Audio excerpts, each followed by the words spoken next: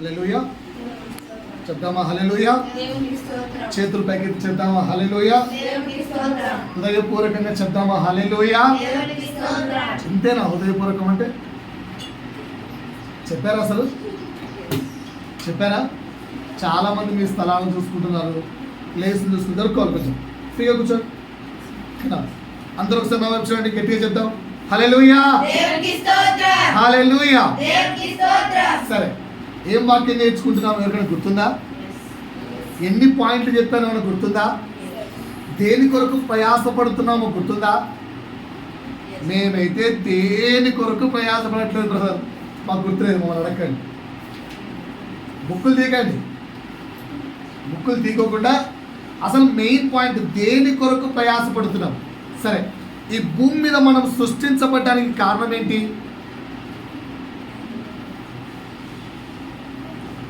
దేవునితో ఒక సన్నిహితమైన సహవాసం కొరకు ఈ భూమి మీద మనం సృష్టించబడ్డాం. ఎందుకు? దేవునితో ఒక సాన్నిహిత్యం కొరకు లేదా సహవాసం కొరకు ఈ భూమి మీద మనం సృష్టించబడ్డాం. అంతేగాని మన ఇష్టానుసారంగా బ్రతకడానికి కాదు. ఆ సాన్నిహిత్యం దేవునితో ఏర్పడాలి అంటే ఏం చేయాలి? దేవునితో మంచి సాన్నిహిత్యం, దేవునితో మంచి సహవాసం, దేవునితో మంచి కనెక్షన్, ఫ్రెండ్షిప్ ఏర్పడాలంటే ఏం చేయాలి? ఓకేనా? ఏం చేయాలి అన్నప్పుడు మొదటి పాయింట్ ఏం చెప్పాను? ఆరాధన వాతావరణంలో జీవించడం నేర్చుకోవాలి. ఆరాధనకు దూరంగా ఒక్క వారం వెళ్ళిపోండి, రెండో వారం ఏమనిపిస్తుంది? పర్లేదులే అనిపిస్తుంది. మూడో వారం ఏమనుకుంటారో పాస్టర్ 2 వారాల నుంచి పోలేదు. 4వ వారం చెప్పాలి. 4వ వారం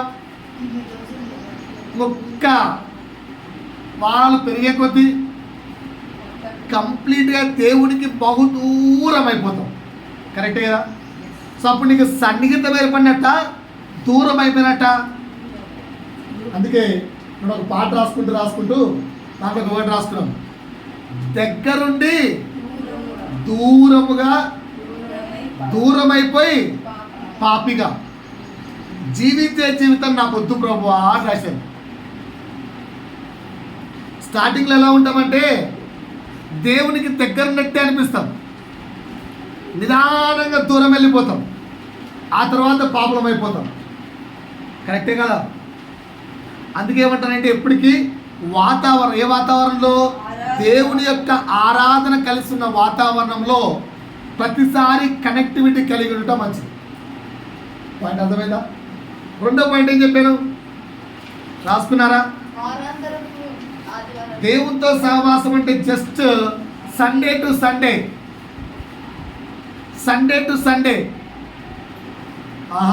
సరిపోదు. సండే టు సండే వారాంతపు యాత్రలాగా కుదరదు. రెగ్యులర్గా దేవునితో సహవాసం కొరకు నువ్వు ప్రయాసపడాలి అని చెప్పి రెండో పాయింట్ చెప్పాను. మూడో పాయింట్ ఏం చెప్పాను? Give first priority to God. అప్పుడు నీకు దేవునితో మంచి సహవాసం ఏర్పడుతుంది. 4వ మాట ఏం చెప్పానంటే నీ పైన సర్వాధికారానికి దేవుణ్ణి ఒప్పుకోండి. దేవా, నా మీద నీకు సర్వాధికారం ఉంది. ఓకేనా? నువ్వు గద్దించవచ్చు, తిట్టచ్చు, కొట్టచ్చు, నాపై నీకు సర్వాధికారం ఉంది. I'm accepting. 4. 5వ మాట ఏం చెప్పాను? పాపాలను ఒప్పుకొని విడిచిపెట్టాలి. 6వ పాయింట్ ఏం చెప్పాను? లోకం నుండి హృదయంను దూరం చేయండి. లోకం మీద నీకున్న ఆశలు, లోకం మీద నీకున్న ఇష్టాలు, లోకం మీద నీకున్న కోరికలు ముందు ఇంకా డీటెయిల్గా చెప్తానని చెప్పాను. 7 ఏం చెప్పాను? సంపూర్ణ సమర్పణ. పోయిన వారం చెప్పాను. సమర్పణ అంటే 4 భాగాలు చెప్పాను. ఏంటది? నీకు దేవునికి మధ్య దాపరికాలు ఉండకూడదు. రెండోది ఏం చెప్పాను? సమర్పించుకోవడం అంటే కంప్లీట్ నీ సర్వస్వాన్ని ఖర్చు చేయాలి, సర్వస్వాన్ని దేవునికి ఇచ్చేయాలి. 3 పాపం నుంచి మనం వేరైపోవాలి. 4 సజీవ యాగముగా మూడింటి సమర్పించుకోవాలి. దేహమును, మనస్సును, మన తలంపులను, మన చిత్తాన్ని, ఈ మూడింటి కూడా దేవుడు సమర్పించుకోవాలి. దీన్ని సంపూర్ణ సమర్పణ అంటారు. ఇంకొంచెం లోతుగా వెళ్ళి ఈరోజు 8వ పాయింట్ నేర్చుకుందాం. ఓకేనా? I love you. ఎప్పుడన్నా ఈ పదాలు వాడారా? I love you. ఈ మధ్య ఈ పదాలు కేవలం ఆడవారు మగవారు ఆడవారికి చెప్పే పదాలుగా మారిపోయాయి. అంతేనా? ఐ లవ్ యూ పదాలు చాలా వాడచ్చు. I love my mom, I love my dad, I love my sister, I love my brother, I love my friend. ఓకేనా? సో ఈరోజు నా ప్రశ్న ఏంటంటే ఐ లవ్ యూ అంటే అర్థం ఏంటి? తెలుగులో అడగలేదండి. దాని అర్థం ఏమనుకుంటాం? నేనేమంటానంటే ఐ లవ్ యూ అని నా భార్య నేను చెప్పాను అనుకో, దాని అర్థం ఏంట్రా అంటే నేను నిన్ను ప్రేమిస్తున్నాను అంటే అర్థం ఏంటి అంటే నావన్నీ ఇక నీవే. Suppose if she will say yes I too love you అని అనుకో, ఆమెవన్నీ కూడా నావే. కరెక్టే కదా? అంటే ఏంటి? ఈ రోజు నుంచి ఐ ఆమ్ యువర్స్, నేను నీ దాను, లేదా నేను నీ వాడను, నేను నీ దాన్ని అని ఎవరు చెప్పలేదు కదా? కరెక్టేనా? ఇప్పుడు నా ప్రశ్న ఏంటంటే can you say that word to lord Jesus? I love you Jesus. నేను నా ప్రార్థనలో ఎప్పుడు చెప్తాను ఈ మాట, ఐ లవ్ యూ లార్డ్ అంటుంటారు. ఐ లవ్ యూ జీసస్ చెప్పగలరా? చేతులు ఎత్తాలి. ఐ లవ్ యూ జీసస్ అని చెప్పగలిగే వాళ్ళు ఉన్నారా? చేతులు ఎత్తాలన్నాను, ఒక్కరు ఎత్తలేదు. వాక్యం గురించి చెప్పడం ఎందుకు?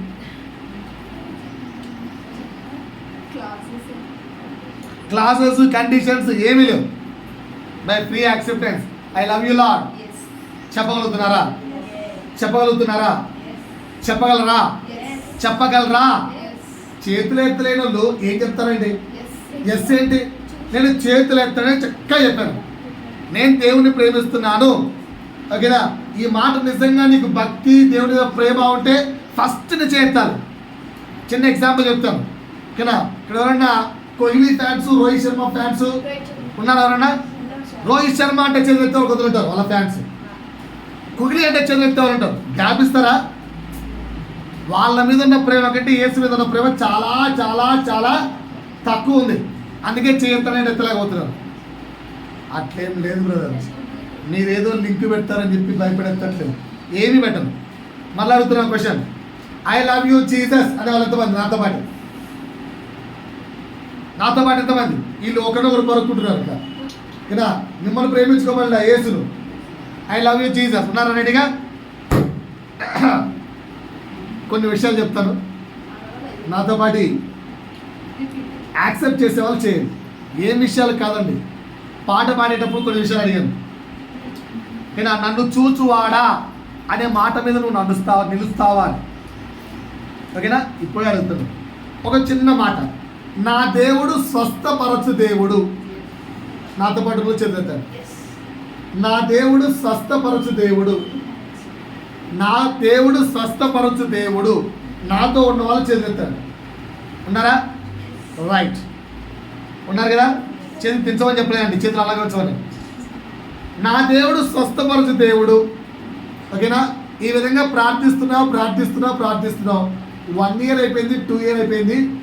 నీ పక్కనోడికి స్వస్థ వస్తుంది కానీ నీకు మాత్రం రావట్లేదు. ఇప్పటికీ కూడా నా దేవుడు స్వస్థపరచు దేవుడు. అబద్ధాలు అడగండి. జస్ట్ ఆ యొక్క రియాలిటీలోకి వెళ్ళి చదువుతాడు. అబద్ధపు చేతులు దేవుడు యాక్సెప్ట్ చేయడు. ఇట్లా సిస్టర్ నొప్పి అంటే చూస్తే కాదు, కొత్తగా చేతులు ఎత్తకండి, చెప్తే చాలు. యాక్సెప్టెన్స్ అంతే. అబద్ధాలు చెప్తే దేవుడు ఒప్పుకోడు. నా దేవుడు స్వస్థపరచు దేవుడు. ఆఫ్టర్ 2 years అయిపోయింది, రోగం బాగా కావట్లేదు. 2 years అయిపోయింది, రోగం బాగా కావట్లేదు. అప్పుడు కూడా ఈ మాట చెప్పగలవా? చెయ్యి కిందికి వెళ్ళిపోతుందా? అప్పుడు కూడా ఏదో అడిగితే నీ దగ్గరికి వచ్చిన వ్యక్తి, ఏంట్రా నీ దేవుడు స్వస్థపరచు దేవుడు అన్నావు, 2 ఏళ్ళు అయిపోయింది, నీకు రోగమే బాగాలేదు, నీ దేవుడే స్వస్థపరుస్తాడ్రా అని నీ ఫ్రెండ్ కానీ నీ కొలీగ్ కానీ ఎవరైనా వచ్చి అడిగితే అప్పుడే చెయ్యి, ఎస్ నా దేవుడు ఇప్పటికీ స్వస్థపరచువాడే అని ఇట్లా బల్ల గుర్తి నీ ఫ్రెండ్తో చెప్పగలవా? నీ కొలీగ్తో చెప్పగలవా? ఏమన్నా చేతులు దిగిపోయా కొన్ని? ఏం దిగలేదా? అబద్ధాలు ఆడకండి కొద్దిగా దిగిపోయాయి. రైట్, ఇంకొంచెం ముందుకు వెళ్దాం. ఇంకొంచెం. అడుగుడి మీకు ఇవ్వబడును, వెతుకుడి మీకు దొరుకును, తట్టుడి మీకు తీయబడును. ఈ వాక్యాన్ని నేను 100% నమ్ముచున్నాను అన్న వాళ్ళు చేతులు ఎత్తచ్చు. నేను 100% నమ్ముచున్నాను. అడుగుడి మీకు ఇవ్వబడును. రైట్, నువ్వు అడిగిన ఏది కూడా 31వ కీర్తనలో మీకు అర్థమైందని అడిగాను. అక్కడ దావీదు ఏమంటున్నాడు? త్వరగా. అంటే అర్థం ఏంటి? ఇప్పటికి ప్రార్థించి చాలా రోజులు అయిపోయింది భయ్యా, ఇంకా నన్ను విడిపిలే, కొంచెం త్వరగా విడిపి. అర్థమైందా? సో నువ్వేమో అడుగుడి మీకు ఇవ్వబడును, అడుగుతూనే ఉన్నావు, అయిన ఏది ఇప్పటి వరకు నువ్వు పొందుకోలేదు. స్టిల్ ఐ యామ్ సేయింగ్, అడుగుడి నా దేవుడు మీకు ఇచ్చును. ఏమని చెప్తావు అసలు? జన్లు అడిగితే ధైర్యంగా ఆగి టక్కు చేస్తున్నారు, నాకు అర్థం కావట్లేదు. ఇప్పుడు ఫర్ ఎగ్జాంపుల్, ఓకేనా, ఫర్ ఎగ్జాంపుల్ చెప్తాను. ఒక వ్యక్తి దగ్గరికి వెళ్ళావు, నా దేవుని దగ్గరికి వెళ్ళి ప్రార్థన చేస్తే పాస్ అవుతావురా అన్నావు. నువ్వు ఫెయిల్ అయ్యావు, వాడు పాస్ అయ్యాడు. నువ్వు ఫెయిల్ అయ్యావు, వాడు పాస్ అయ్యాడు. ఏమని చెప్పుకుంటావు వెళ్ళి? అలా జరగవా? అలా జరగదు ఎప్పుడు. మరి ఇప్పుడు చెప్పగలవా? అడుగుడి నా దేవుడు నీకు ఇచ్చును. ఆయన ఉంటేటప్పుడు క్వశ్చన్ ఏం చెప్తావా? ఆన్సర్ చెప్పు.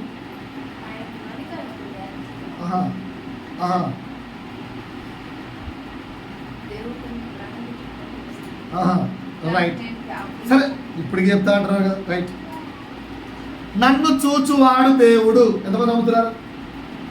దేవుడు నన్ను చూచువాడు. ఓకేనా? నమ్ముతున్నారా? దేవుడే నన్ను చూస్తుంటే నీకెందుకురా ఇన్ని సమస్యలు? దేవుడే నిన్ను చూస్తుంటే ఆర్థిక సమస్యలు, భౌతిక సమస్యలు, కుటుంబ సమస్యలు, ఆరోగ్య సమస్యలు, సంసార సమస్యలు, ఎందుకు భయానికి ఇన్ని సమస్యలు? ఆన్సర్, దేవుడు ఎవరిని పరీక్షించడు. బైబిల్లో వాక్యం ఉంది. దేవుడు ఎవరిని శోధించడు. బైబిల్లో వాక్యం ఉంది. నాతో ఉన్నారా?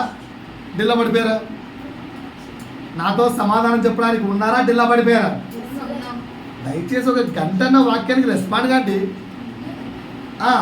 చెప్పండి.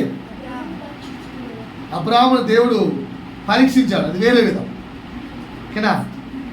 సో మిమ్మల్ని పరీక్షించేంత లేరు. రైట్, ఇంకా చెప్పాలి. దేవుడు నిన్ను చూస్తూ ఉంటే నీకెందుకు ఇన్ని కష్టాలు? ఇప్పుడు చెప్పగలవా? పర్లేదు, దేవుడు నన్ను చూచువాడు, నేను నమ్ముతాను 100%.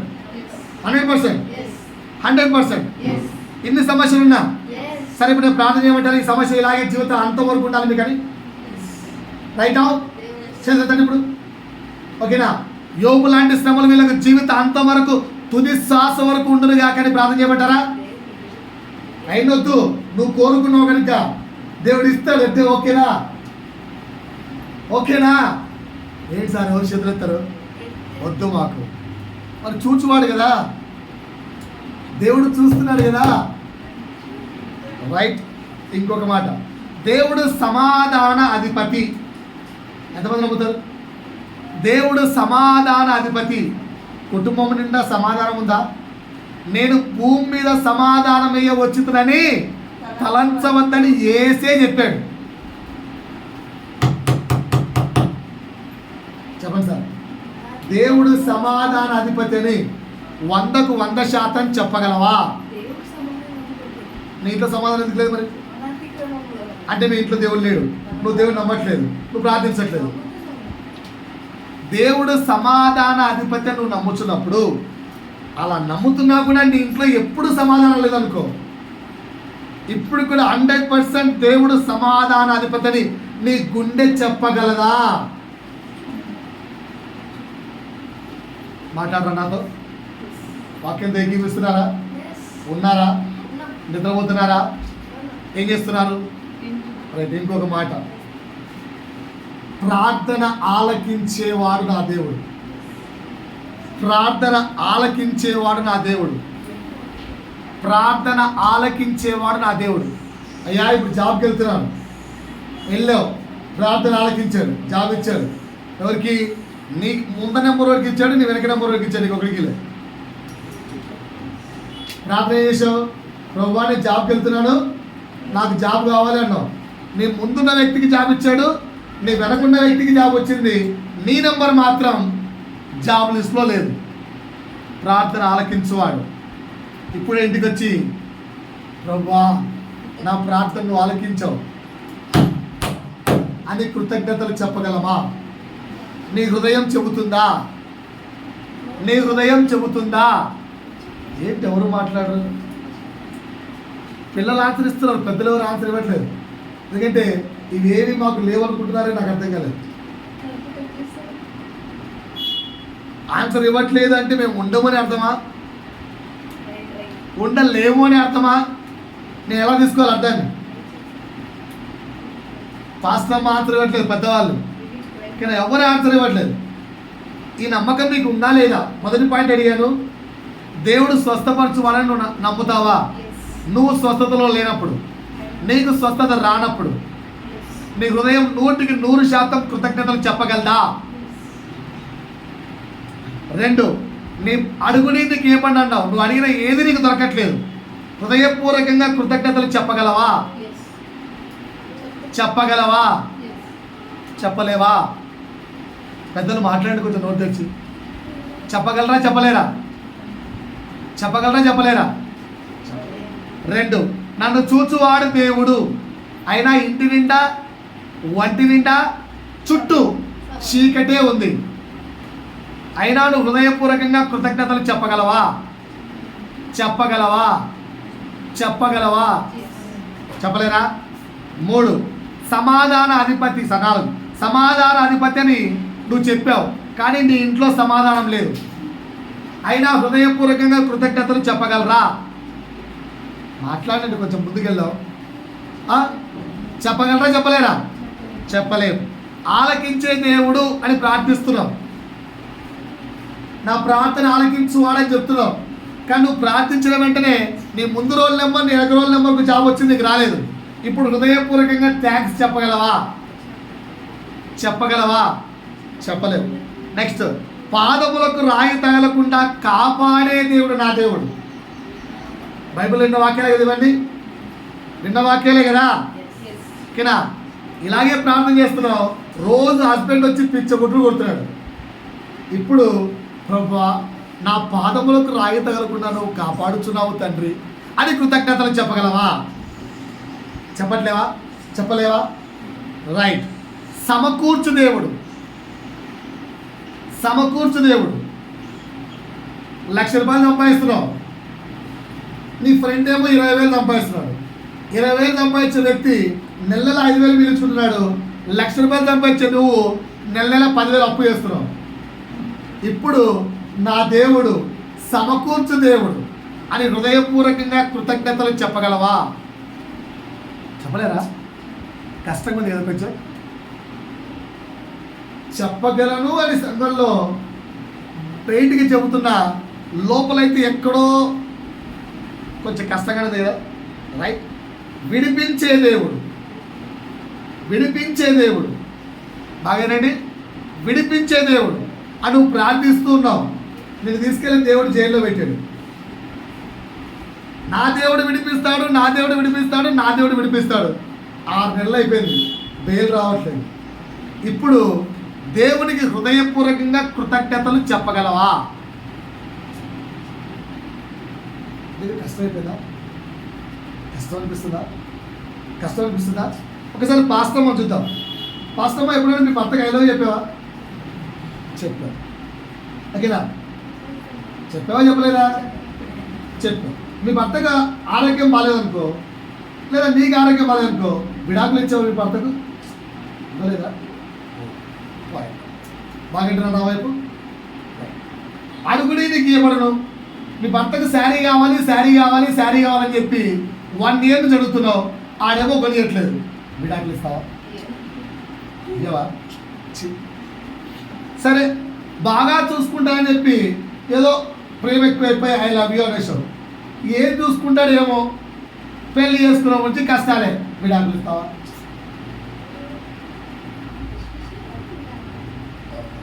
సమాధానాధిపతి అన్నావు, కుటుంబంలో ఎప్పుడు గొడవలే. విడాకులు ఇస్తావా? మీరు ఇస్తారా అండి? పాస్తం వదిలేద్దాం, పెద్దలారా ఇస్తారా? ఎందుకు? మామూలుగా ఉన్న భర్త భార్య అనుబంధాన్ని విడగొట్టలేకపోతున్నాం కదా. నేను చెప్పిన ఇవన్నీ ఊహించుకొనే పెళ్ళో లేదా ప్రేమో లేదా ఏదో ఫ్రెండ్షిప్ చేసినారు కదా. కానీ చేసిన ఫ్రెండ్షిప్లు అన్నిట్లో ఈ బెస్ట్ క్వాలిటీస్ అన్నీ ఉన్నాయా? లేకపోయినా ఫ్రెండ్షిప్ కొనసాగించట్లేదా? అంటే ఏమంటో తెలుసా? నా ఫ్రెండ్ రా నేను నమ్ముతాను, నా ఫ్రెండ్ రా నేను నమ్ముతాను. కరెక్టే కదా. మరి దేవుని దగ్గరికి వచ్చేసరికి మాత్రం ఇస్తేనే ఫ్రెండ్షిప్, ఇవ్వకుంటే ఫ్రెండ్షిప్ కాదేంటి? ఎందుకు అలా చెప్పలేకపోయారు? ఆయన స్వస్థపరిచే దేవుడు, అంతే. నన్ను స్వస్థపరచని పరచకుండా నాకు సంబంధం లేదు. ఆయన అడిగితే ఇచ్చే దేవుడు, నాకు ఇస్తాడేమో నాకు సంబంధం లేదు. బైబిల్లో ఉంది, నేను బ్లైండ్గా గుడ్డిగా నమ్మేస్తాను అంతే. మరి ఎందుకు చెప్పలేకపోయారు ఈ మాట? ఏంటండి సార్? సార్ వాక్యం అంతా ఏదో నేను గోడలు చెప్తున్నట్టుంది. ఇవైతే మాకు కాదు, మేమైతే ఈ లైఫ్ మాకు వద్దు అన్నట్టు ఉంటారు అందరూ. నాకైతే ఈ లైఫ్ వద్దు పోయాడు, మేము నేర్చుకోలేమంటే అంటారు. కష్టమైనా కూడా చాలా లాజికల్గా చెప్తున్నాను మీకు. ఎలాగైతే ఒక ఫ్రెండ్ దగ్గర ఈ ఏ క్వాలిటీస్ లేకపోయినా ఫ్రెండ్షిప్ కొనసాగిస్తూ ముందుకెళ్తామో, దేవునితో ఫ్రెండ్షిప్ చేయడానికి నీకు ఉండాల్సిన క్వాలిటీ ఏంటో తెలుసా? ఇలాంటి సందర్భం మీకు నేను బైబిల్లో చూపిస్తాను. చూడండి ఒకసారి. యోహాను సువార్త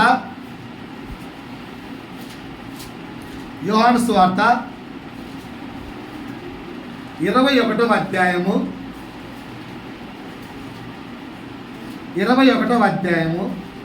15వ వచనం నుంచి చదవండి. ఎవరు వారు? శిష్యులు, యేసు, అందరూ. వారు భోజనము చేసిన తరువాత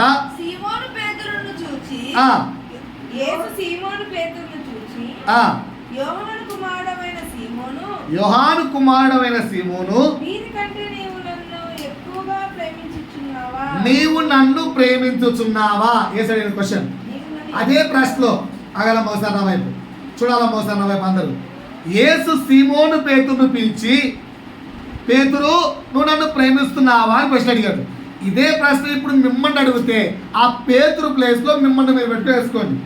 యేసు నిన్ను పిలిచి, ఓకేనా, ఫర్ ఎగ్జాంపుల్ నన్ను, యేసు నన్ను పిలిచి, అశోక్ నువ్వు నన్ను ప్రేమిస్తున్నావా అని ప్రశ్న నాకు వేసాడు అనుకో, ఓకేనా, ఏ సమాధానం చెప్తాను నేను? నాకు ఇవన్నీ ఇచ్చాడని చెప్పాలనా? ఇవన్నీ ఇస్తేనే ప్రేమిస్తానని చెప్పాలనా? ప్రభువా వాక్యంలో స్వస్థపరిచే దేవుడు అని విన్నాను, నువ్వు నన్ను స్వస్థపరిస్తే నేను ప్రేమిస్తాను. నేను అడిగిన ఫ్లైట్ గిఫ్ట్ నాకు ఇస్తే నేను ప్రేమిస్తా, నాకు సొంత ఇల్లు ఇస్తే ప్రేమిస్తా, లేదంటే నాకు పెద్ద బంగ్లా ఇస్తే ప్రేమిస్తా, నాకు పెద్ద కార్ ఇస్తే ప్రేమిస్తా, నాకు డబ్బులున్న పెద్ద ఉద్యోగం ఇస్తే ప్రేమిస్తా. పేతురు కండిషన్స్ పెట్టాడా? ఆన్సర్ ఏం చెప్పాడు? అవును ప్రభువా నేను నిన్ను ప్రేమిస్తున్నాను. మొదటిసారి అడిగాడు, చెప్పాడు. మరి మనం ఎందుకు హృదయపూర్వకంగా ఆన్సర్ చెప్పలేకపోతున్నాం? సరే మనం అనుకున్నట్టుగా అన్నా పేతురు కూడా ఎన్ని జరుగుతాయి? పేతురు జీవితంలో కష్టాలు రాలేదా? పేతురు దేవుడు ఎక్కడన్నా స్వస్థపరిచినట్టుందా? సరే ముందుకెళ్ళండి, తెలుస్తుంది ఇంకా. నెక్స్ట్ ఆయనతో చెప్పాను, యేసు నా గొర్రె పిల్లలను మేపుమని అతనితో చెప్పాను. మరలా ఆయన రెండోసారి యోహాను కుమారుడైన సీమోను నన్ను ప్రేమించుచున్నావా? రెండోసారి అడిగాడు. ఆన్సర్ ఏం చెప్పాడు? అవును ప్రభువా ప్రేమిస్తున్నాను. మరలా మూడోసారి అడిగాడు. ఆన్సర్ ఏం చెప్పాడు? అవును ప్రభువా ప్రేమిస్తున్నాను. 3 సార్లు నొక్కి నొక్కి అడిగాడు, ప్రేమిస్తున్నాను అన్నాడు. అయితే నా గొర్రెలు కాయ నన్ను వెంబడించాడు. వెంబడించినట్టుగా బైబిల్లో ఉందా, వెంబడించనట్లుగా బైబిల్లో ఉందా? సరే, వెంబడిస్తున్న పేతురుకు అనారోగ్యం వస్తే స్వస్థపరిస్తేనే అని కండిషన్ పెట్టాడా? నేను అడిగింది నువ్వు ఇస్తేనే కండిషన్ పెట్టాడా? లేదంటే నువ్వు నన్ను చూసుకుంటేనే కండిషన్ పెట్టాడా? నాకు నా భార్యకు మధ్య సమాధానం ఇస్తేనే పేతురుకు పెళ్ళైందండి. మిగతా శిష్యుల గురించి ఇన్ఫర్మేషన్ లేదు, కానీ పేతురుకు పెళ్ళైంది, చాలా వృద్ధుడు.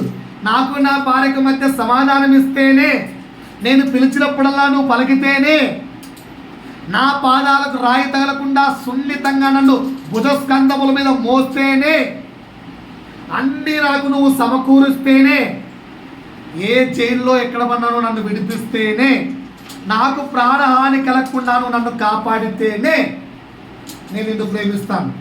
పేతురు అలా చెప్పాడా? మరి నువ్వు నేను ఎందుకు అలా చెప్తున్నావు? ఎందుకు కండిషనల్ లవ్ అయిపోయింది మంది? ఎందుకు కండిషన్ అయిపోయింది? ఇంకా కిందకి వెళ్ళండి. పేతురుకి ఎంత మంచి మాట చెప్పాడు, 18 చదవమ్మా. నా గొర్రెలను మేపుము. నువ్వు యవ్వనుడవై ఉంటున్నప్పుడు భయ్యా, నీ అంతటా నువ్వే నడుము బిగించుకొని నీ ఇష్టమైన చోటికి వెళ్ళావు. ఒకసారి చూడండి,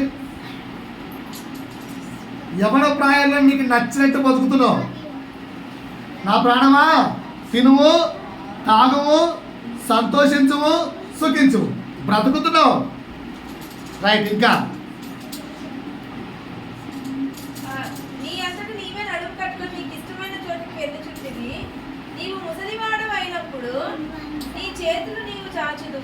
నీ చేతులు నువ్వు చాచుదువు, వేరొకడు నీ నడుము కట్టి నీకు ఇష్టమైన చోటికి తీసుకెళ్ళు. యాక్చువల్లీ ఇది ఏంటంటే, పేతురు ఎలా చనిపోతాడో భవిష్యవాణిగా దేవుడు చెప్పాడు ముందే, యేసు. సో నువ్వు ఇట్లా చచ్చిపోతావురా అని చెప్తే, ఆ దేవునితో పర్లేదు ప్రభు నేను నీకోసం నడుస్తా. ఘోరమైన చావును ముందే తెలియజేస్తే కూడా ఆయనతో నడవడానికి ఇష్టపడ్డాడు. ఎవడు? పేతురు. మనమేమో అన్ని కంఫర్ట్స్, అన్ని సుఖాలు, ఏ కష్టము, ఏ బాధలు ఉంటేనే దేవునితో అలా అనుకుంటున్నావు. కానీ పొరపాటున దేవుడు నీ కష్టాలన్నీ తీసేసాడు అనుకో, ఒక్కరోజు కూడా నువ్వు దేవుని సన్నిధికి రావు, చర్చికి రావు. ఈ రోజుకు ప్రార్థిస్తున్నా, ప్రభువా ప్రారంభ దశలో నాకు నీకున్న కనెక్టివిటీ ఏదైతే ఉందో అంత మంచి కనెక్టివిటీ నాకు ఇప్పుడు కావాలి ప్రభు అని. తెలుసా, గంట సేపు ప్రార్థనలో కూర్చుంటే మోకాల ముంచి లేసరికి గంట అయిపోయేది మాకు తెలియకుండానే. అంతసేపు గంట సేపు మోకాలు ఉన్నామా? అప్పుడు సమస్యలు. దేవుడితో మనం ఉండడానికి దేవుడు మనకి ఏమి చేయాలని తెలుసు, అన్నీ తెలుసు అంటాం. కానీ అన్నీ ఇస్తేనే ఆయనతో ఫ్రెండ్షిప్ అంటాం. ఎందుకలా? స్వార్థం. సో దేవునితో మంచి సహవాసం, సాన్నిహిత్యం ఏర్పడాలి అంటే ఉండాల్సిన 8వ క్వాలిటీ ఏం తెలుసా? ఇంకొంచెం లోతుకి వెళ్దాం. అపోస్తుల కార్యములు 4వ అధ్యాయము 18-20. ఇదే శిష్యులు ఏమంటారో చూడండి. అప్పుడు ఆ శిష్యులను పిలిపించి, మీరు యేసు నామమును బట్టి ఏ మాత్రము మాట్లాడకూడదు, బోధింపకూడదు అని వారికి బతిమిలాడుకున్నారు. వారిని బతిమిలాడుకున్నారనుందా? ఆజ్ఞాపించిన అర్థం ఏంటి? తోలు తీస్తా. ఇంకొకసారి యేసయ్య పేరు వాడావా, ఇంకోసారి యేసు బోధలు చేశారా, ఇది పరిస్థితి. పేతురు ఏమన్నారు?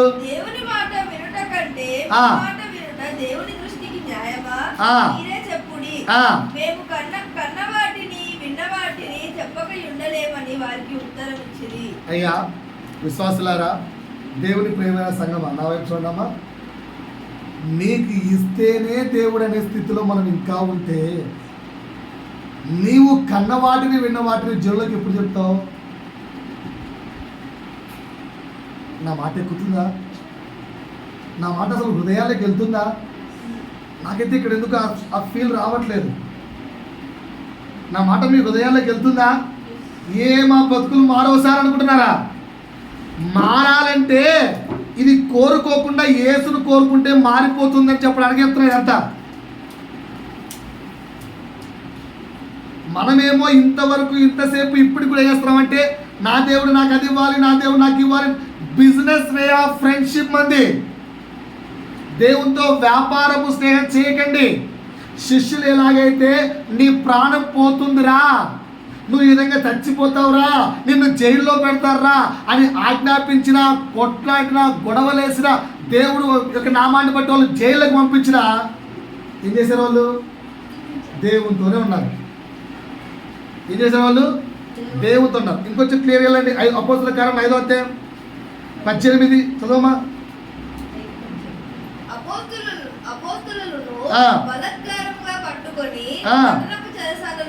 ఎక్కడ పెట్టారండి? ఎక్కడ పెట్టారు? చెరసాల్లో పెట్టారు. ఎందుకు? బోధించద్దురా అంటే బోధిస్తారా? చెప్పారు కదా అయితే జైల్లో పెట్టారు. కానీ కిందికి రామ్మ 29కి. అందుకు పేతురును అపోస్తలులను మనుషులకు కాదు దేవునికే మేము లోబడవలెను కదా. దానిపైన 20 చదవమ్మా. ప్రధాన యాజకుడు వారిని చూచి, మీరు ఈ నామమును బట్టి బోధింపకూడదని మేము మీకు ఖండితముగా ఆజ్ఞాపించలేదా? బోధించొద్దని ఖండితముగా ఆజ్ఞాపించలేదా? ఇదిగో మీరు యెరూషలేమును మీ బోధతో నింపి, యెరూషలేము మొత్తం అయినా మీ బోధతో నింపారేంట్రా నాయనా? ఈ మనుష్యుని హత్య మా మీదికి తేవలనని ఉద్దేశించుచున్నారని చెప్పారు. పాయింట్ అర్థమైందా? మనమేమో పైన చెప్పినట్టుగా ఈ ఫెసిలిటీస్ అన్ని ఇస్తే మనకు దేవుడు గొప్ప, దేవునితో మన ఫ్రెండ్షిప్, దేవుని కొరకు చాలా చేస్తామని చెప్తాం. ఏం చేస్తాం తెలుసా? ఇవన్నీ ఇస్తే మహా అంటే కొంచెం డబ్బులు ఇస్తాం సంఘానికి, అంతే. అంతకు మించి దేవునితో నీ రిలేషన్షిప్ ఏం పెరగదు.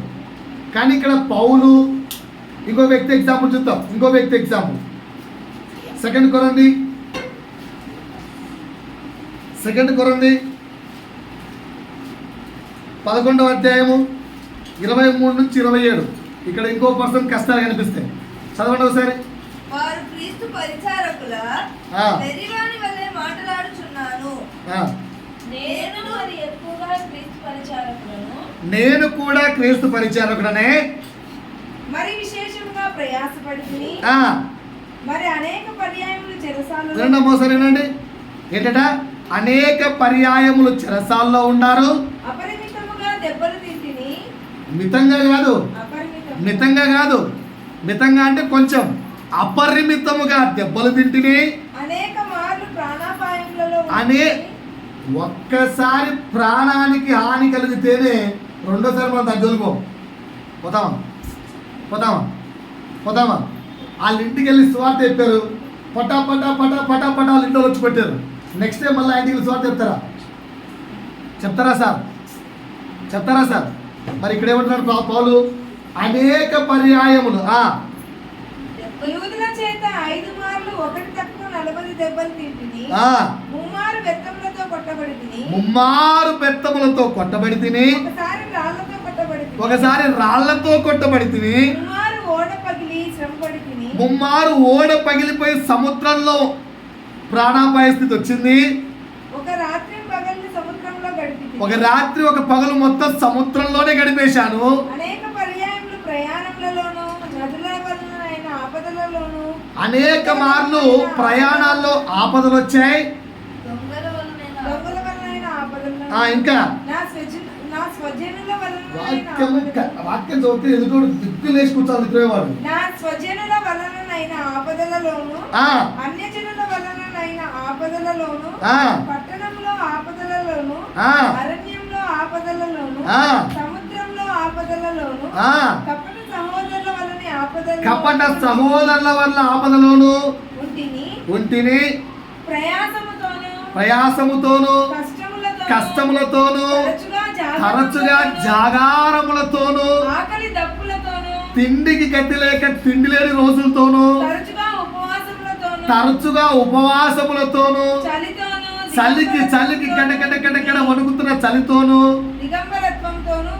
బట్టలు లేక ఉంటిని. ఇంకా చెప్పవలసినవి. మా శ్యామ్ గారు అనుకుంటున్నాడు లోపల ఎక్స్ప్రెషన్ అక్కడ కనిపిస్తుంది. ఇన్ని కష్టాలా? ఇంకా అనేకములు ఉన్నాయట పౌలు పడ్డవి. ఇవన్నీ ఇచ్చిందో చెప్పంటారా? పౌలుకు ముందే చెప్పాడు, భయ్యా నువ్వు ఈ కష్టాలంటే నా కొరకు పడతావురా అని. డ్రాప్ అయ్యాడా పౌలు? ఓకే అన్నాడా? ఇది ఐ లవ్ యూ అంటే మీనింగ్. ఇప్పుడు ఇన్ని శ్రమలు దేవుడి జీవితంలో ఇస్తే కూడా వాళ్ళు ఏమన్నారు తెలుసా? Lord we are loving you. నేను దేవుణ్ణి ప్రేమిస్తున్నాను, నా ప్రాణము నాకు ఇష్టం కాదు. ఎందుకంటే వాక్యంలో యేసయ్య ఉన్నాడు, నా కొరకు ప్రాణం పోగొట్టుకున్నవాడు దానిని దక్కించుకుంటాడు. సో మేము దేవుని కొరకు ప్రాణమును సైతం ఎక్కువగా ఎంచుకోవడం లేదు. అలా జీవిస్తే దేవునితో సన్నిహితం ఏర్పడుతుంది. ఇది 8వ పాయింట్. దేవునితో సన్నిహితం ఏర్పడంటే ఏం చేయాలండి? దేవునితో సన్నిహితం ఏర్పడితే ఏం చేయాలి? ప్రాణము కంటే ఎక్కువగా దేవుణ్ణి ప్రేమించాలి. చెప్పండి, ప్రాణము కంటే ఎక్కువగా దేవుణ్ణి.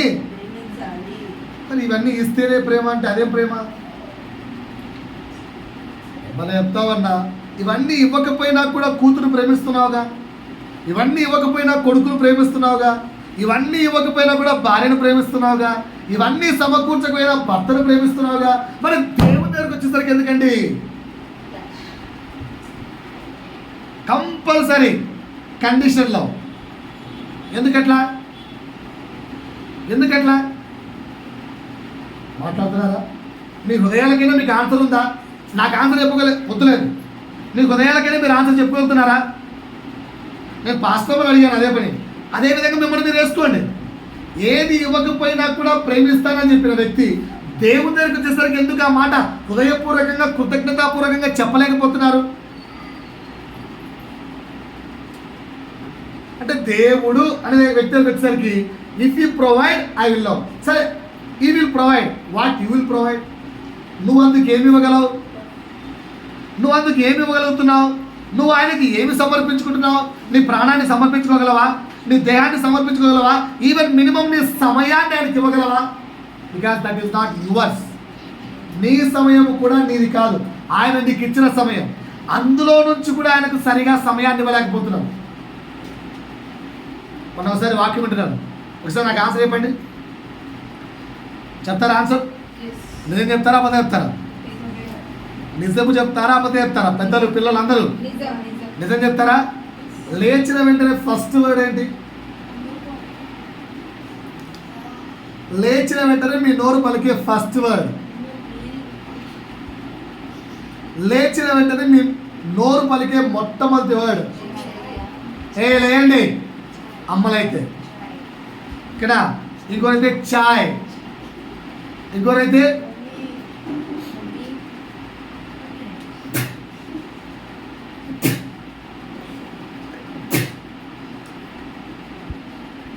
చెప్పాలి. పలకరేంటండి? దేనికి ఆశ్రయించలేంటండి? ఏంటి బైబిల్ ఏముంది తెలుసా? ప్రథమ ఫలము దేవుడికి ఇవ్వాలి. లేచినట్టే మొట్టమొదటి పలుకు యేసయ్యా ఉందా? మొట్టమొదటి పలుకు యేసయ్యా ఉందా? రోజుకి గంటలెన్ని? దేవుడి కృప నాకు వద్దు, 24 గంటలు నేను బతుకుతాను చెప్పండి. దేవుని కృప లేకుండా ఒక్క గంట బతకండి చూద్దాం. దేవుని కృప వదిలేస్తే ఒక్క గంట బతకండి. 24 అవర్స్ నువ్వు బ్రతికున్నావంటే కారణం ఎవరు? దేవుని కృప కదా. మరి అందులో నుంచి టైట్ ఏది?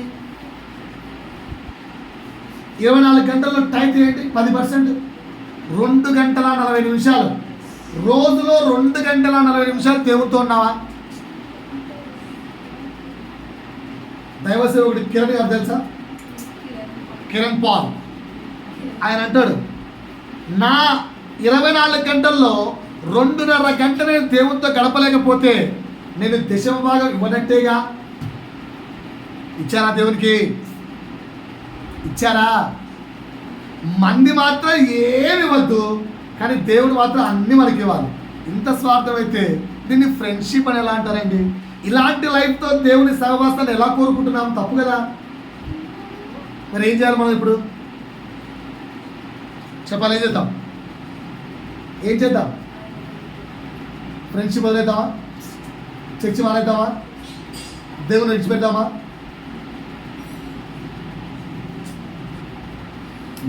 నాకు ప్రశ్నలు ఎక్కువైపోయి అర్థం కావట్లేదు, మన విశ్వాసులకు ఆన్సర్లు తెలియదు అర్థం కావట్లేదు. ఎక్కడ ఏం చేద్దామని అడిగాను. వదిలేద్దాం దేవుని. మరి ఏం చేయాలి? ఇప్పుడు చెప్పినవన్నీ చేయాలి. వారాలు నేను చెప్తున్నాను, మీరేమో ధ్యానించాలి. సరే రైట్, మెల్లిగా 8వ పాయింట్ అర్థమైంది, 9వ పాయింట్కి వెళ్ళిపోతాం. 8వ పాయింట్ అర్థమైందా? దేవునితో సహవాసం పెరగాలంటే ఏం చేయాలి? ప్రాణం కంటే ఎక్కువగా ఆయన్ను ప్రేమించాలి. ఎక్కడుందో మాట? నేను అసలు ఆ వర్డ్ రాసుకున్నాను, ఎక్కడున్నది? రాసుకోండి. ఆ వర్డ్ ఎక్కడుందంటే యోహాను సువార్త 15వ అధ్యాయము 15వ వచనంలో ఉంది అన్నమాట. అక్కడి నుంచి ఇవాళ చెప్పాను. యోహాను సువార్త 15వ అధ్యాయము ఏముందో చూడండి ఒకసారి.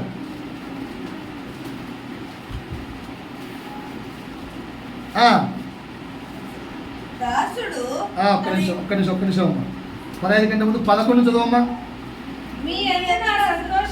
మీ యందు నా ఒకసారి ఆలోచించండి. యేసు క్రీస్తు 33.5 సంవత్సరాలు భూమి మీద బతికాడు.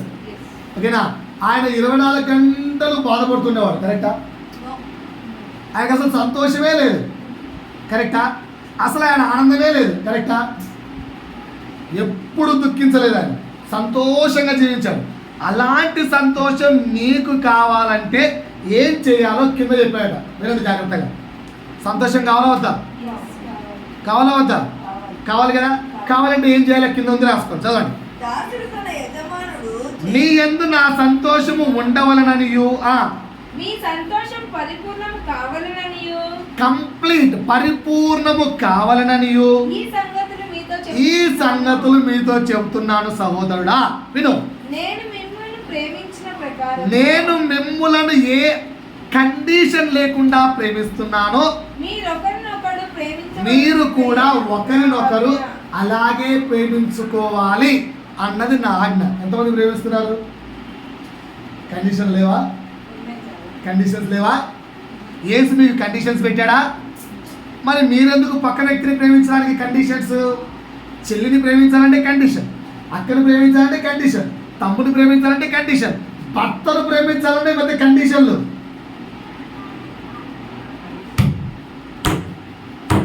ఏమైందమ్మా అలిగావంటే? ఇప్పుడు ఆ మలక చేస్తానంటే ఏం చేయాలి? ఏదో ఒకటి తెచ్చి పెట్టాలి. తెచ్చి పెడితేనే ఓకేనా? క్రైస్తవులు చాలామంది భర్తలతో భార్యలతో ఇంట్లో సంసారం కంటే వీధిలో ప్రయాణాలు ఎక్కువ ఇష్టపడతారంట. అర్థం కలగదు. క్రైస్తవులు భార్యలతో ఇంట్లో ఉండడానికంటే ప్రయాణాలు ఎక్కువ ఇష్టపడుతున్నారు. ఎందుకంటే ఇంట్లో ఉన్నంతసేపు గయ్యాలు ఎత్తుకుంటూ మొత్తుకుంటుంటారట భార్య. అదే ప్రయాణం తీసుకెళ్ళామనుకో ఆడ ఉన్నంత జాయ్ఫుల్గా భార్యను ఎక్కడ చూడంట భర్త. ఏదైనా షాపింగ్ కానీ తీసుకెళ్ళాలి, నవ్వుతున్న ముఖం ఎక్కడ కనిపిస్తారంటే అక్కడ కనిపిస్తారు. ఇలా అయిపోయింది మన పరిస్థితి. నిజమేనా? కానీ ఏసేమంటున్నాడు? నేను ఎలాగైతే అన్కండిషనల్గా మిమ్మల్ని ప్రేమిస్తున్నానో మీరు కూడా నన్ను ఒకరినొకరు అంతే అన్కండిషనల్గా ప్రేమించాలి. Okay right. ఇది ఏంటి? ఆజ్ఞ బతుకులాడుకుంటున్నాడా? రైట్, అంటే ఖచ్చితంగా చేయాల్సింది. రైట్. ఇంకా రెండోది ఏంటంట? తన స్నేహితుని కొరకు యేసయ్య మీ కొరకు ప్రాణం పెట్టాడా లేదా? యేసయ్య మన కొరకు ప్రాణం పెట్టాడా లేదా? మరి మనం ఎందుకు పెట్టలేకున్నాం? ఈ రెండు చేయండి. ఆజ్ఞ అన్నాడు, ఖచ్చితంగా చేయండి. సంతోషం మిగతా రాకపోతే నన్ను అడగండి. మొదటిదేంటి? అన్కండిషనల్గా ఇద్దరిని ప్రేమించాలి. ఆ ఇద్దరు ఎవరు? ఒకటి యేసు, రెండు చాలు. మీరు పిల్లలు పట్టుకోవట్లేదు, పిల్లలు బాగా తిరుగుతున్నారు. ఒకరు, ఇద్దరు, ముగ్గురు వాక్యం అంతా తిరుగుతూనే ఉన్నారు.